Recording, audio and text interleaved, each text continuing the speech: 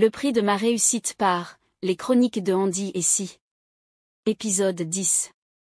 Samuel, non, je ne peux pas y croire. Comment c'est possible cela? Robert, tu n'as qu'à venir et là tu croiras. Je le suivis jusqu'à sa chambre. J'avais pris soin de porter mon petit sac avec lequel j'étais venu du village. Robert, où vas-tu avec ce sac? Samuel, puisqu'on va au village, je retourne avec mon sac. Robert, sois moins villageois. Tu auras de plus beau et luxueux que ceci. En plus tu ne peux pas voyager dans un miroir avec un sac de voyage. Ce sont des futilités. J'ai déposé mon sac à l'endroit et j'attendais bien voir ce qu'il ferait. Robert, Sam, retire tes sandales et arrête-les à la main s'il te plaît. Samuel, Robert. Robert, obéis pour une fois sans trop poser de questions. J'ai donc retiré mes sandales que j'ai tenues à la main. Je regardais alors Robert, mais il n'était pas dans son état normal. Ses yeux étaient rouges comme du sang. Imaginez vous-même la chair de poule qui m'envahissait en ce moment-là. Comme si cela ne suffisait pas, un jeu de lumière se faisait dans la chambre. En effet, l'ampoule s'allumait et s'éteignait en des intervalles de temps très réduits. J'avais déjà peur et je voulais sortir de la chambre, mais c'était peine perdue, la porte s'était verrouillée toute seule. Je compris que Robert était en train de réciter des incantations maléfiques et très dangereuses. Un vent violent souffla sur nous alors qu'il n'y avait pas de grandes ouvertures. Il faut croire que je n'étais pas au bout de mes surprises. Je lève alors la tête vers le miroir et que vois-je? Un être vivant, non un monstre avec une tête de cheval et des cornes. Je ne sais comment le décrire exactement, mais il semblait avoir un corps d'humain malgré la tête affreuse qu'il avait.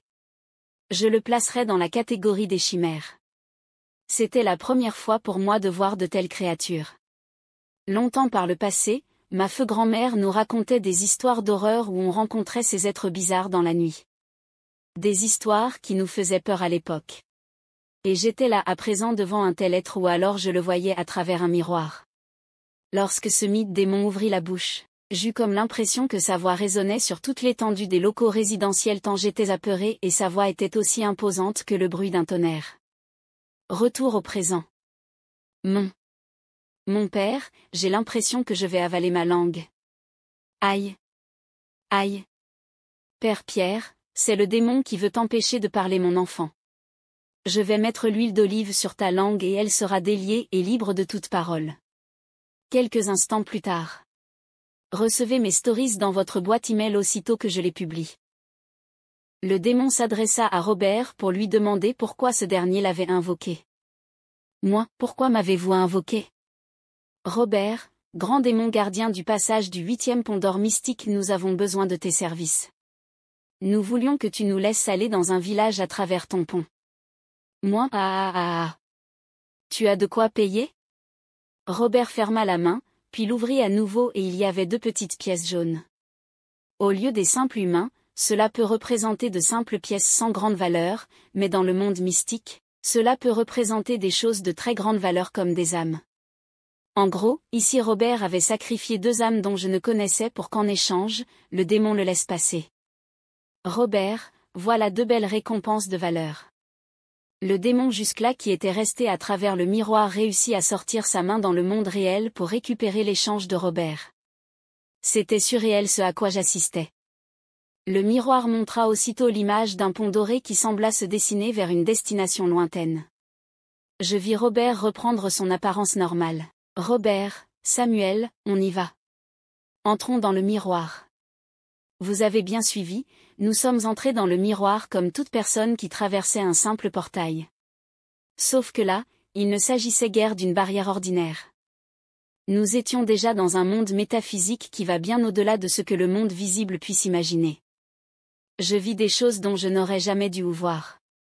Des anges, des démons, des animaux sauvages et des êtres indescriptibles. C'était l'horreur. Robert, avançons, suivons juste le pont. Notre démon a déjà tracé la route à suivre. Je me mis à avancer mais il était clair que j'avais peur de ce que mes yeux voyaient. Je me souviens même avoir vu des fantômes qui faisaient l'amour à un moment donné. Robert, n'aie pas peur, ce que tu vois c'est juste des êtres surnaturels. Ils ne te feront aucun mal. Le gardien que j'ai invoqué a déjà donné l'ordre de nous laisser passer. Plus que 3 minutes et nous sommes arrivés. Samuel, nous sommes dans quel monde là? Robert, nous sommes dans le monde des fantômes. Et ce pont en réalité n'existe pas. C'est un pont virtuel. Le démon que j'ai invoqué tout à l'heure, son nom est. C'est l'un des gardiens maléfiques ici. Tu apprendras cela avec le temps. Ne t'inquiète pas, tiens, nous sommes arrivés. Comme si de rien n'était, nous nous sommes retrouvés juste à l'entrée du village sans aucune trace d'un quelconque pont derrière nous. J'appartenais déjà à une confrérie qui avait vendu son âme au diable. À suivre.